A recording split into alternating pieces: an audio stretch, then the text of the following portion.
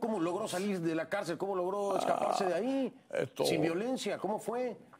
Vestido de cura y...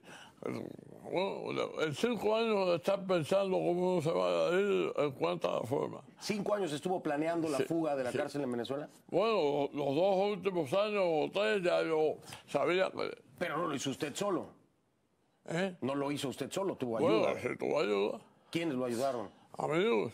Amigos dentro de la cárcel, militares, civiles, políticos. Sí, militares, civiles, políticos, todo el mundo me ayudó. Para poder salir. Sí. ¿Y después desde entonces qué? Después me trasladé en avión a otros lugares. ¿A otros lugares? ¿A dónde fue después? Y después fui a El Salvador. Y déjame decirte una cosa, Fernando. En El Salvador había un presidente demócrata, Duarte, y a mí no se me consideró un fugitivo.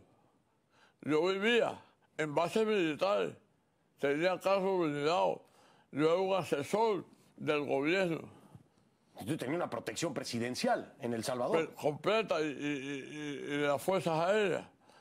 ¿Y por qué? ¿Por qué entonces en Venezuela era una cosa y en El Salvador fue otra? ¿Se le consideraba en Venezuela en ese momento un prófugo? Bueno. Y se le sigue considerando hasta la fecha. Sí. Un prófugo, pero ya no me buscaban más. Cuando yo salí ya... Bueno, lo están buscando todavía ahora, tiene la orden de extradición. Eso es una falacia del señor Chávez. Chávez sabe. Y el abogado que tiene,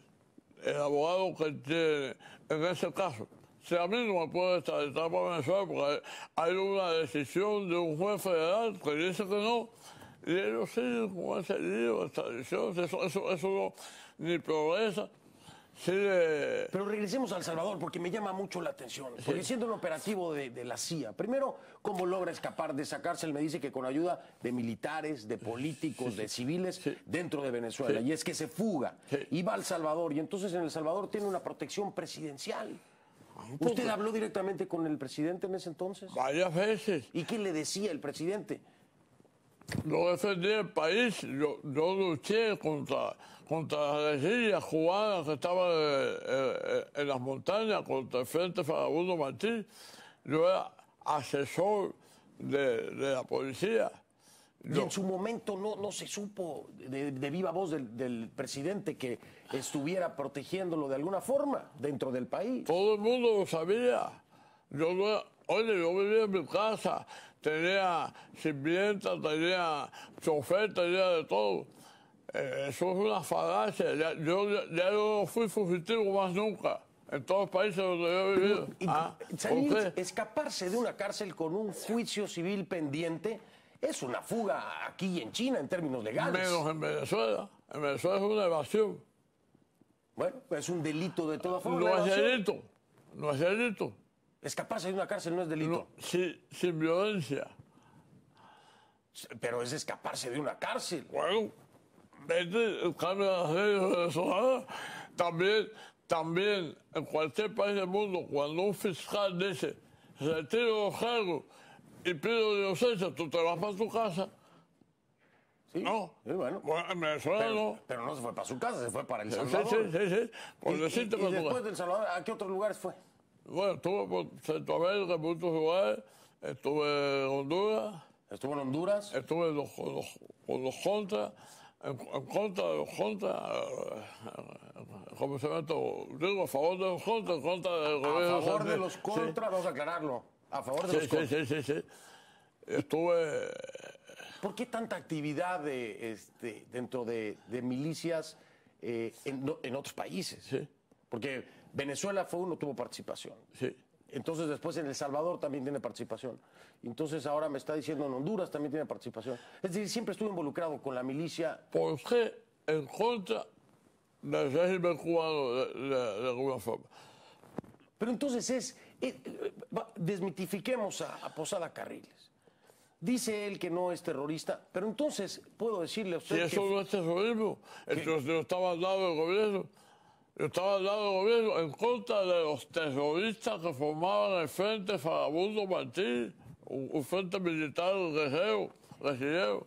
Y en esta lucha hubo sangre, hubo personas que murieron. Claro. Hubieron combates donde murieron 87 personas del Frente Farabundo Martí. Ahí se peleó duro. Y ¿cómo se llama? En Venezuela, los tipos míos, desembarcaron ellos 3 contingentes de cubanos y entrenaron en Punto Cero a 80 y pico de venezolanos, que formó un grupo que se llamaba Punto Cero, que hubo que combatir con ellos en las calles, con la policía. Lo que sucede es que el gobierno de Venezuela en aquel tiempo tenía un presidente demócrata, teníamos los recursos y la anuencia. ¿Por qué no ir entonces a enfrentar un proceso en el que saldría inocente de igual forma? ¿Por qué no enfrentarlo? Usted me parece un hombre que da frente a las cosas. Por ejemplo, no te entendía. En esta extradición, ¿por qué no?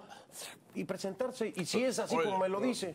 Oye, dígame por qué no. Yo sé que tú eres tan ingenuo como para creer que yo llego a Venezuela y me van a hacer un juicio, me van a aceptar todas las declaraciones de los fiscales. No, yo quiero escucharlo de usted. No, ¿Cuál sería su claro razón? Que no. En Venezuela llego yo y me extraditan para Cuba y en Cuba me saca de una jaula y después me fusila. Pues yo, pero eso no lo puede hacer. Entonces, ¿no confía en la justicia venezolana en este momento? No, que voy a confiar en la justicia venezolana. ¿No confía en el gobierno de Chávez? En lo absoluto. En la justicia del gobierno de Chávez, ni en el gobierno de Chávez yo confío. ¿Por qué voy a poner mi confianza en Chávez? ¿Por qué? Porque salió demócratamente, respeto a la democracia venezolana, pero no confío en ella.